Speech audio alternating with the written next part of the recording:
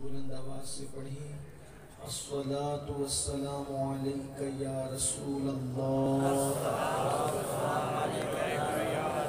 الصلاۃ والسلام علیک یا نبی اللہ،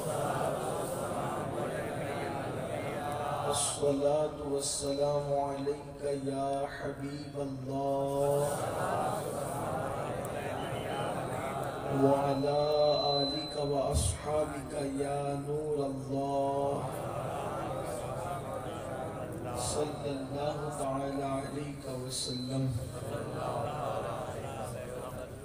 غریب آئے ہیں در پر تیرے غریب نواز، غریب آئے ہیں در پر تیرے غریب نواز، کرو غریب نوازی میرے غریب نواز۔ تمہاری ذات سے میرا بڑا تعلق ہے، تمہاری ذات سے میرا بڑا تعلق ہے، کہ میں غریب بڑا تم بڑے غریب نواز، کہ میں غریب بڑا تم بڑے غریب نواز۔ اور تمہارے در کی کرامت یہ بارہا دیکھی، تمہارے در کی کرامت یہ بارہا دیکھی، غریب آئے تھے اور ہو گئے غریب نواز، غریب آئے تھے اور ہو گئے غریب نواز۔ حضور اشرف سمنا کے نام کا صدقہ ہماری جھولی کو بھر دیجئے غریب نواز۔ اور زمانے بھر میں مجھے کر دیا غنی سید، زمانے بھر میں مجھے کر دیا غنی سید، میں تیری جود کے صدقے میرے غریب نواز۔ آج رجب المرجب کی 6 تاریخ ہے اور سرکار غریب نواز کی بڑی چھٹی شریف، جس میں ہم اور آپ بڑے خوش نصیب ہیں کہ ہم لوگ یہاں پر حاضر ہیں۔ یہ بات یاد رکھیے کہ حضور اکرم صلی اللہ علیہ وآلہ وسلم کی جو صفات اور جو حضور علیہ السلام کی شانیں ہیں، اس کا عکس جمیل حضور کی سیرت طیبہ کا سرکار غریب نواز کی زندگی میں نظر آتا ہے۔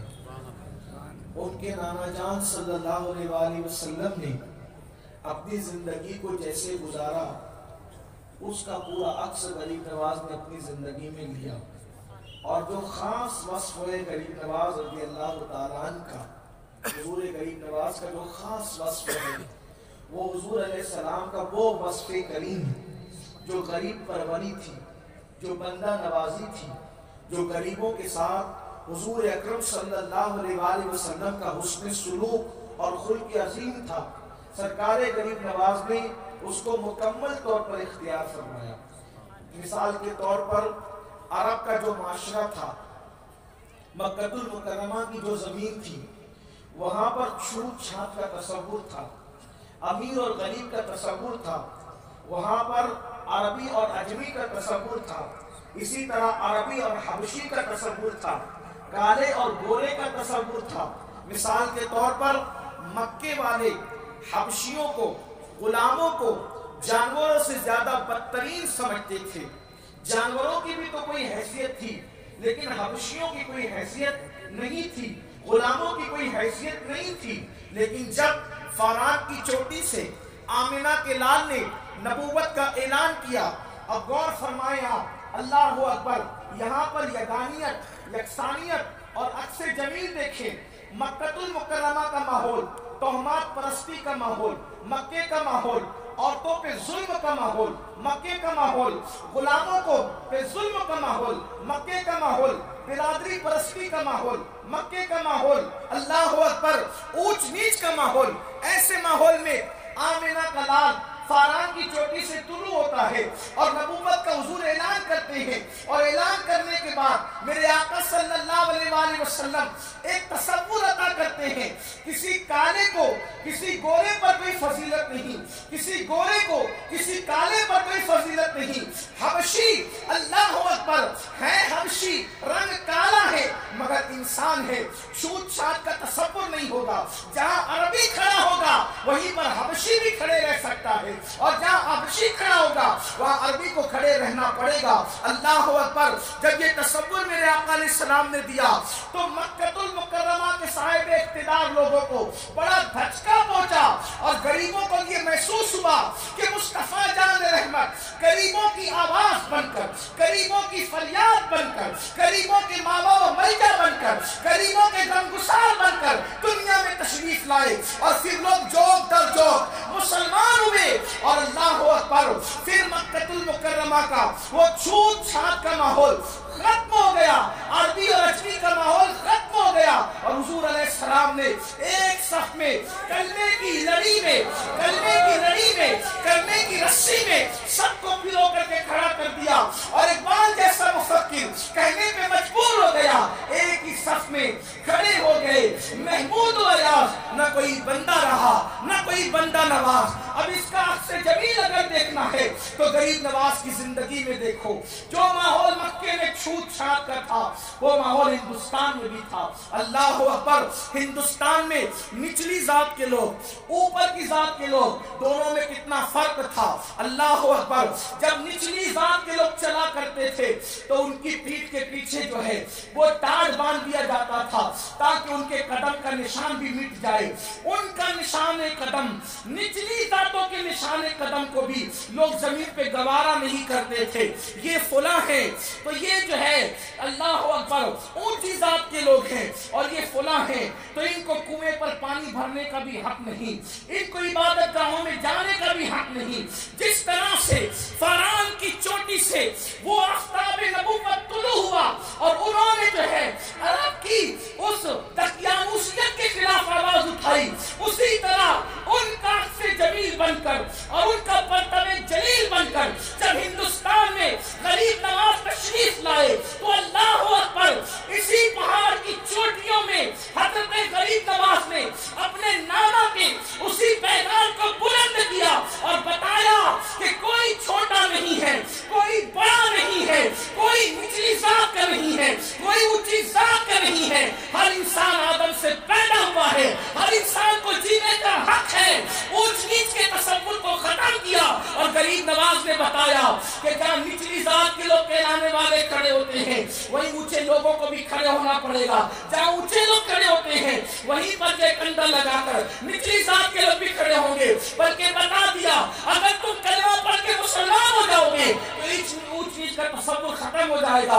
تو ہندوستان کے نچلی ذات کے لوگ بھی کلمہ پڑھ کے مسلمان ہوئے. اور اللہ اکبر, جو لوگ اپنے آپ کو بادشاہ کی اولاد کہلاتے تھے وہ نچلے لوگوں کو غریب نواز نے اتنا اونچا کر دیا کہ دونوں کو ایک صف میں کھڑا کر دیا. اللہ اکبر. کئی راجپوت مسلمان ہو کر کے دلیتوں کے بازو میں نماز میں کھڑے ہونے پر اب آر محسوس نہیں کرتے تھے بلکہ فخر محسوس کرتے تھے, اس لیے کہ وہ گندگی, وہ غلاظت, وہ تصور جو ذات پات کا تھا سرکار غریب نواز نے ختم کیا اور اپنے اخلاق کریمانہ سے ختم کیا. سرکار غریب نواز نچلی ذات کے لوگوں کو اپنے ساتھ بٹھا کر کھانا کھلاتے تھے.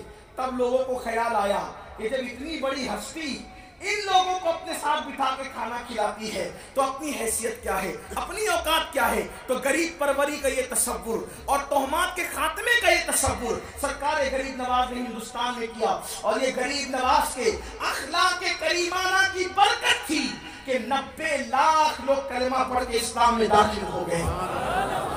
سرکار غریب نواز کا یہ انداز تھا کہ آپ نے 90, آج انسان 90 لاکھ لوگوں کو بلکہ 90 لوگوں کو بھی نمازی نہیں بنا پا رہا ہے. انٹرنیٹ کے دور میں محنت کر کے 90 لوگوں کو بھی نمازی بنانا مشکل ہے. غریب نواز نے 90 لاکھ کو ایمان کی دولت دی.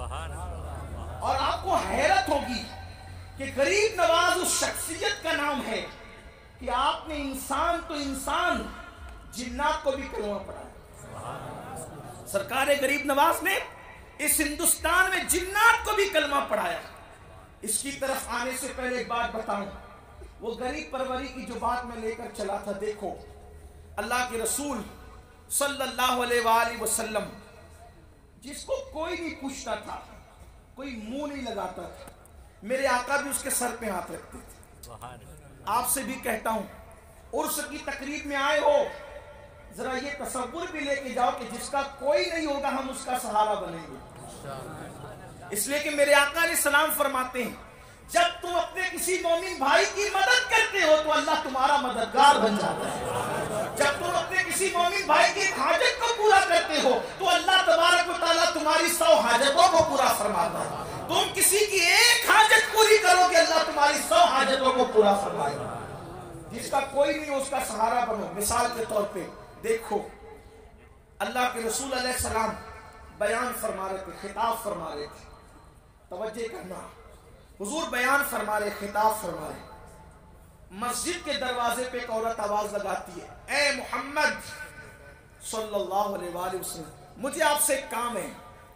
حضور علیہ السلام نے دوران بیان اس کو دیکھا، اس عورت کو دیکھا، لوگوں نے بھی دیکھا اس عورت کو۔ وہ عورت پاگل تھی، وہ پاگل تھی، بڑبڑ کرتی تھی، اس کی عقل نہیں تھی۔ اس نے کہا مجھے آپ سے کام ہے، لیکن قربان میں اور آپ ہوتے تو کہتے ہیں ارے اس کو عقل نہیں ہے، یہ بیان کے درمیان چلا رہی ہے۔ لیکن میرے آقا علیہ السلام نے اپنا بیان روک دیا اور فرمایا کیا کام ہے تجھے؟ آقا نے فرمایا کیا کام ہے تجھے؟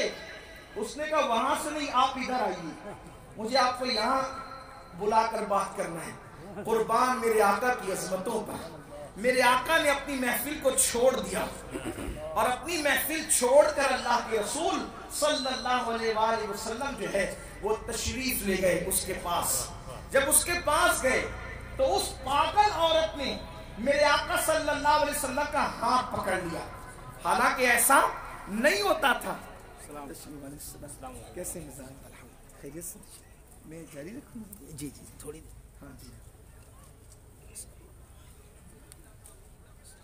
ایک بار درود شریف پڑھ لیں آپ۔ اللہم صلی علی سیدنا و مولانا محمد معدن الجود والکرم وآلہ الکرام وابنہ الکریم و امتہ الکریمہ یا اکرم الاکرمین وبارک وسلم صلاۃ و سلام علیک یا رسول اللہ۔ میں انشاءاللہ اپنی گفتگو مختصر وقت میں سمیٹ لوں گا کیونکہ حضرت علامہ ذاکر صاحب قبلہ بھی انشاءاللہ میرے بعد خطاب فرمائیں گے، تو میں اپنے وقت میں جتنا مجھے ٹائم دیا گیا اس میں بات میں مکمل کر لوں۔ ایک بار درود شریف پڑھ لیں۔ اللہم صلی علی سیدنا و مولانا محمد معدن الجود والکرم وآلہ الکرام اجمعین صلاۃ و سلام علیک یا رسول اللہ صلی اللہ تعالی علیہ وسلم۔ تو اس نے ہاتھ پکڑ لیا آقا علیہ السلام کا، حالانکہ کسی عورت میں اتنی جرأت نہیں تھی کہ وہ حضور علیہ السلام کا ہاتھ پکڑ لے۔ ادب کیا جاتا تھا اور آقا علیہ السلام بھی جو ہے وہ فرماتے تھے لا افصح من النساء، میں عورتوں سے مصافحہ تک نہیں کرتا، مگر اس نے ہاتھ پکڑ لیا اور ہاتھ پکڑ لیا کہ میرے ساتھ چلیے، میرے ساتھ چلیے۔ حضور علیہ الصلوۃ والتسلیم اس کے ساتھ چل پڑے اور وہ جدھر جدھر لے کر گئی حضور اس کے ساتھ ساتھ چلتے رہے، اور ایک جگہ دھوپ میں لے کر حضور علیہ السلام کو کھڑی ہو گئی، وہ دھوپ میں لے کر کھڑی ہو گئی، اور اسی طریقے کی اناپ شناپ باتیں جس کا کوئی معنی نہیں، جس کا کوئی مطلب نہیں، جس میں کوئی حیثیت نہیں، وہ باتیں کرتی رہی۔ صحابہ کرام دور کھڑے ہو کر کے وہ منظر کو دیکھتے رہے۔ اب سوچو اللہ اکبر، اگر کوئی پیر و مرشد کو اس طریقے سے کرے کہ دھوپ میں لے کر کھڑا ہو جائے کسی عالم کو، کسی پیر کو، کسی شیخ کو، تو ہمیں کتنا غصہ آئے گا، لیکن امام الانبیاء کو کوئی لے کر کے اس طرح کھڑا ہو جائے تو صحابہ کا عشق جو ہے وہ ان کو کچوکے دینے لگا، بے چین کرنے لگا، بے قرار کرنے لگا۔ صحابہ پریشان ہو گئے۔ فاروق اعظم کے دل میں ایک رنگ آتا، دوسرا رنگ جاتا، چہرے پہ ایک رنگ آتا، دوسرا رنگ جاتا۔ فاروق اعظم سوچتے ابھی میرے آقا علیہ السلام یہاں سے نکلیں گے تو اس بدبخت عورت کو بتاؤں گا کہ میرے آقا علیہ السلام کو اتنی دیر تک کی تکلیف دینے کا انجام کیا ہے۔ یہی سوچ رہے تھے، دیر تک باتیں ہوتی رہی۔ حضور مسکرا مسکرا کر کے اس کی فریاد سنتے رہے، اس کی باتوں کو سنتے رہے، اس کی گفتگو کو سنتے رہے، اس کی گفتگو کو سنتے رہے۔ میرے آقا صلی اللہ علیہ وسلم جب اس کی بات مکمل ہو گئی، اس کی بات جب ختم ہو گئی تو اس کی بات جب ختم ہو گئی تو میرے آقا صلی اللہ علیہ وسلم نے ایک جملہ فرمایا۔ جملہ یہ تھا، اس کی گفتگو کا اینڈ یہ تھا، اس کی گفتگو کا اختتام یہ تھا۔ اللہ اکبر، جب آقا علیہ السلام سے اس نے بات کر لی تو آقا نے آخری جملہ فرمایا، ٹھیک ہے جب پورے مدینے میں کوئی تیری بات نہ سنا کرے جب کوئی پورے مدینے میں جب کوئی تیری بات نہ سنا کرے تو اس وقت تو میرے پاس آ جایا کر، میں تیری باتوں کو سن لیا کروں گا، میں تیری باتوں کو سنا کروں گا۔ اور جب وہ چلی گئی، اللہ اکبر، یہ جملے سن کر کے سب کے جذبات سرد پڑ گئے کہ ہم تو غصہ کر رہے تھے، اور اللہ کے رسول علیہ السلام فرماتے ہیں جب پورے مدینے میں کوئی تیری بات نہ سنے تو اس وقت تو میرے پاس آ کر کے بات سنا لیا کر، میں تیری بات سن لیا کروں گا۔ اللہ اکبر، جب وہ گئی تو صحابہ نے کہا یا رسول اللہ وہ پاگل ہے، پاگل، اس کو وہ بڑبڑ کرتی رہتی ہے، اس کی کوئی بات سمجھ نہیں پاتا اور اس کی کوئی سنتا نہیں۔ میرے آقا نے فرمایا ہاں میں بھی جانتا ہوں کہ وہ پاگل ہے، لیکن اے میرے صحابہ اگر اس کی کوئی نہیں سنتا اور میں بھی نہ سنوں گا تو وہ سنانے کے لیے کہاں جائے گی؟ جس کا کوئی سننے والا نہیں ہے اس کا میں محمد سننے والا ہوں۔ سبحان اللہ، سبحان اللہ، اس کا میں محمد سننے والا ہوں۔ اور آقا نے فرمایا کہ جب کوئی نہ سنا کرے تو میرے پاس، پاگلوں کو کہا کہ میرے پاس آ کے سنا دیا کرنا۔ اللہ اکبر، یہ میرے آقا کی غریب پروری کا انداز تھا۔ پاگلوں کے ساتھ یہ سلوک ہے، عقل والوں کے ساتھ کیا سلوک ہوگا؟ اسی لیے تو ہم ایک عقیدہ رکھتے ہیں، ہماری کوئی سنے نہ سنے، ہماری سننے والے مصطفیٰ جان رحمت ہے۔ میرے امام نے کہا گوش شہ کہتے ہیں، گوش شاہ کہتے ہیں، فریاد رسی کو ہم ہیں، وعدے چشم ہے بخشائیں گے گریا ہو کر۔ حضور کے کان میں، حضور علیہ السلام کی جو زلفیں تھی نا، جو بال تھے، جب اس میں کنگھی نہیں ہوتی تھی تو وہ کان تک آتے تھے، اور کنگھی ہوتی تھی تو وہ کندھے تک آتے تھے۔ تو امام فرماتے ہیں وہ کان تک کیوں آتے تھے؟ اس لیے کہ بال جب کان تک آتے تو ایسا لگتا ہے جیسے کوئی انگلی کا اشارہ کر رہا ہے، تو وہ بال زلفیں اشارہ کرتی تھی مجرموں، پریشانوں، مصیبت زدوں، گھبراؤ نہیں، کوئی سنے نہ سنے، یہ کان سننے کے لیے۔ سبحان اللہ۔ اور جب کنگھی ہو کر کے وہ زلفیں کندھے تک آتی تھی تو کندھے پر آ کر کے زلفیں یوں لٹک جاتی ہے تو وہ اشارہ کرتی تھی تمہارا بوجھ کوئی اٹھائے نہ اٹھائے، یہ کندھے تمہارا بوجھ اٹھانے کے لیے کافی ہے۔ جس کو بارے تو عالم کی پرواہ نہیں، ایسے بازو کی قوت پہ لاکھوں۔ سبحان اللہ، سبحان اللہ۔ اب وہ سیرت مصطفیٰ کا عکس جمیل کہ غریبوں کی جس کی کوئی نہ سنے اس کی میرے آقا سنتے تھے، اس کا عکس جمیل غریب نواز کی زندگی میں دیکھیں۔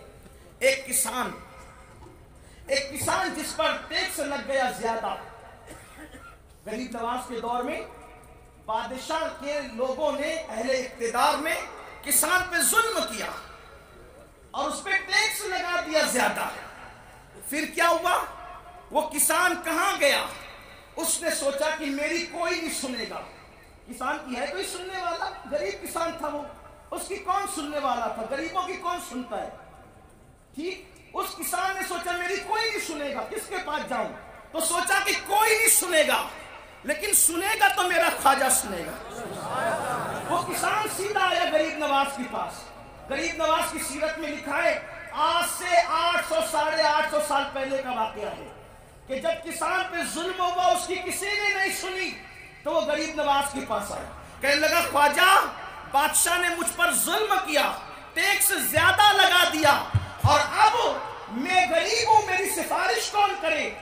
میں غریب ہوں، میری سفارش کون کرے؟ تو میں نے سنا ہے کہ دلی کا بادشاہ آپ کے مرید کا مرید ہے، اگر آپ اس کو حکم دے دیں گے تو میرا مسئلہ حل ہو جائے گا۔ کسان نے کہا میرا مسئلہ حل ہوگا کیونکہ وہ آپ کے مرید کا مرید ہے، قربان جائیں۔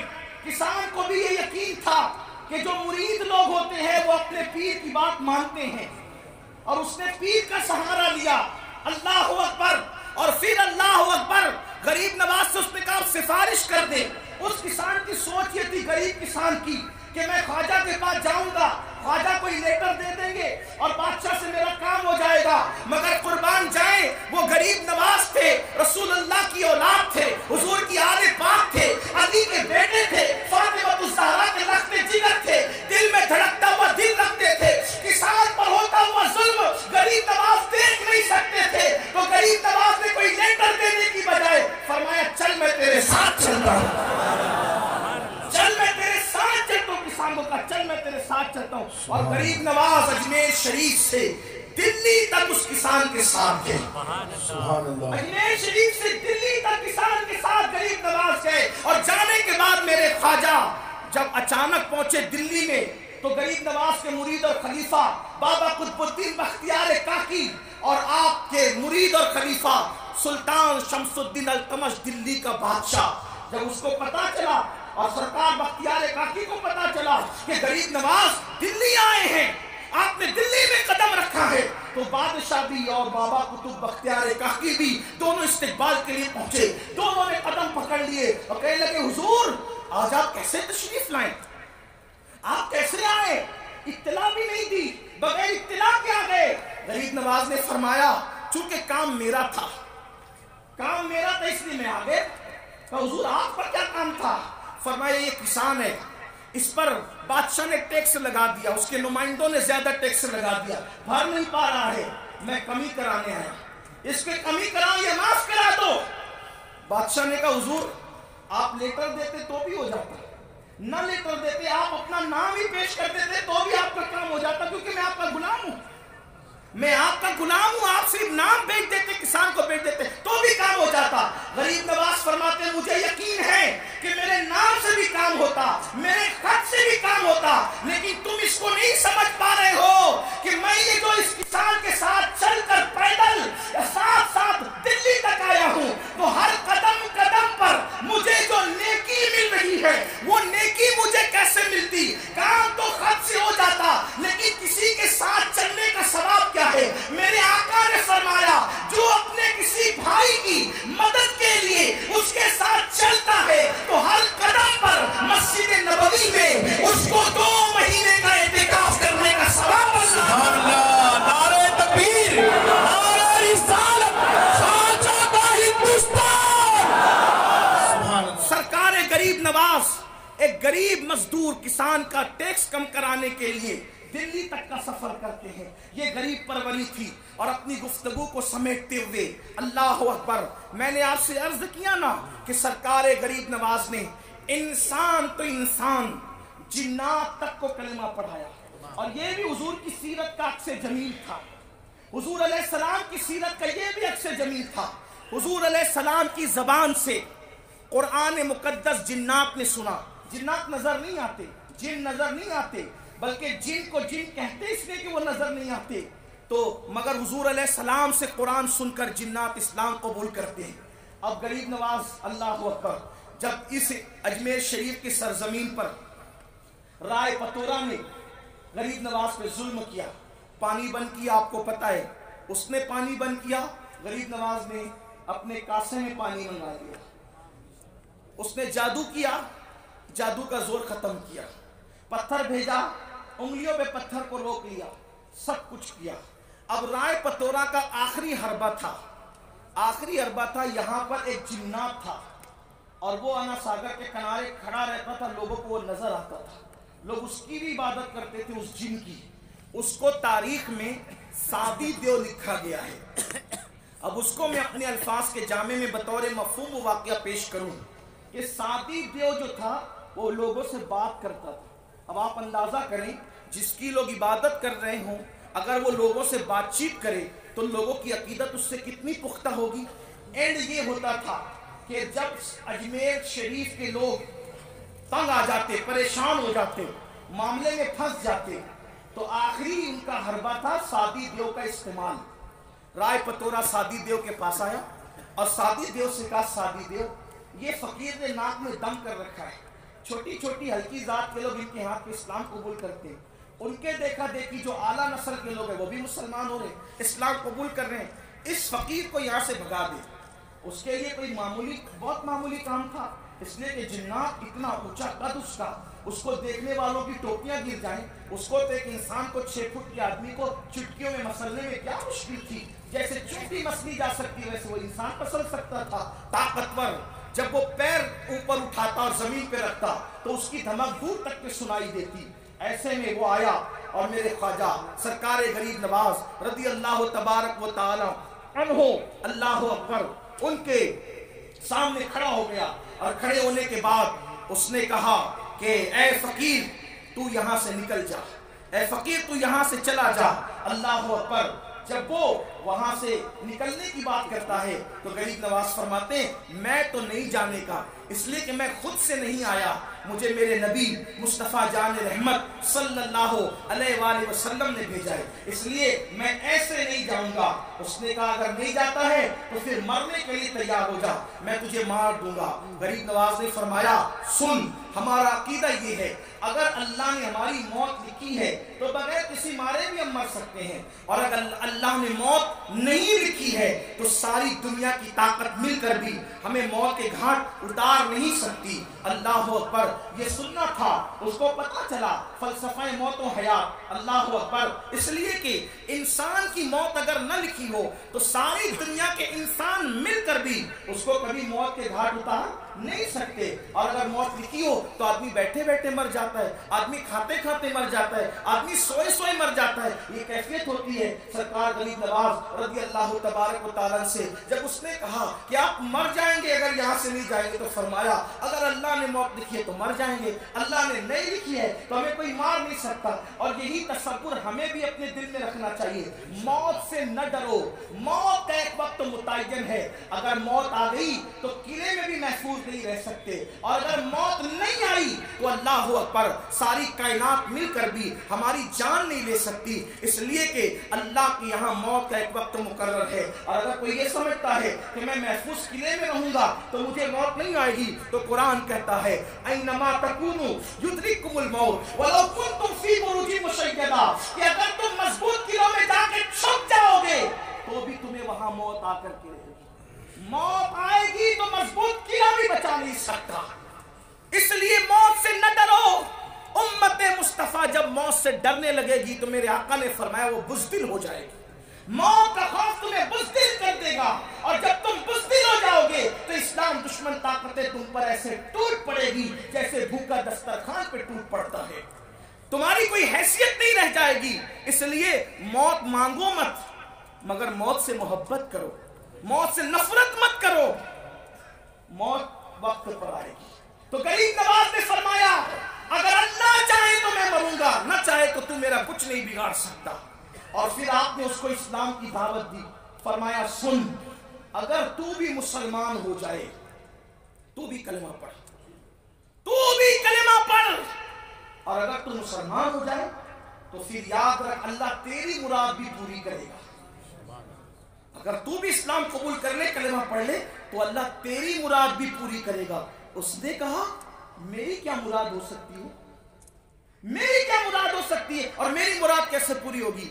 تو آپ نے فرمایا، غریب نواز نے فرمایا تو یہاں کھڑا رہتا ہے بڑے کر و فر اور گھمنڈ کے ساتھ، لیکن رات کو چپکے سے تو وہ فلاں بت خانے میں جاتا ہے اور وہاں کی ایک تراشی ہوئی پتھر کی مورت ہے، ایک تراشی ہوئی پتھر کی مورت ہے، اس پتھر کی مورت کے قدموں میں بیٹھ کر تو منتیں کرتا ہے کہ میں تجھ سے پیار کرنے لگا، مجھے تیری محبت ہو گئی ہے، مجھ سے بات تو کر، مجھ سے بات تو کر، مگر وہ پتھر کی مورت تجھ سے بات نہیں کرتی، وہ پتھر کی مورت تجھ سے بات نہیں کرتی۔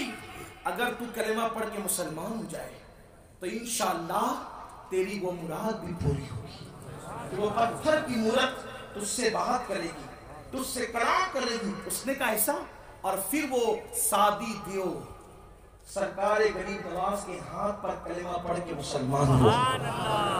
اس جنات نے بھی کلمہ پڑھا۔